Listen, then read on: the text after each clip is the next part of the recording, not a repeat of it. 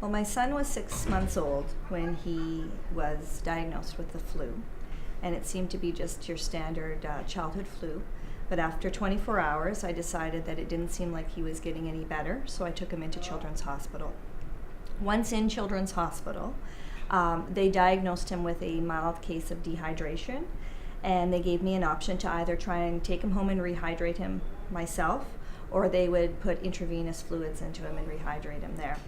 And I chose, just for concern over his health, to have him rehydrated there. So as they were attempting to put the intravenous into him, he looked over his one shoulder and everybody exclaimed at how cute he was. But he wasn't doing a cute gesture. He was actually going into seizures. And so the nurse who was working on Matthew quickly scooped him up and ran out of the room and yelled at me to follow her. And ran him into the resuscitation room. And by the time I was in the resuscitation room, there was many different nurses and doctors all running around working on Matthew. Matthew continued to be in seizure mode. They ended up having to intubate him. They didn't have to resuscitate him, but they had to intubate him. And they induced a coma for about 6 to 9 hours. They did a scan of his brain, and they told me that there was swelling on his brain.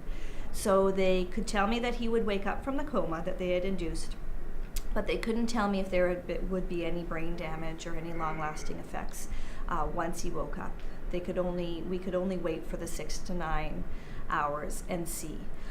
He ended up waking up and being fine, but during the time that he was in the hospital, I kept on thinking to myself, what could I have done differently that would have helped Matthew so that this wouldn't have happened to him? And I realized that at 6 months he couldn't have had the flu shot, but I could have, and the rest of our family could have had the flu shot. And maybe if we had had the flu shot, we could have prevented him from getting sick.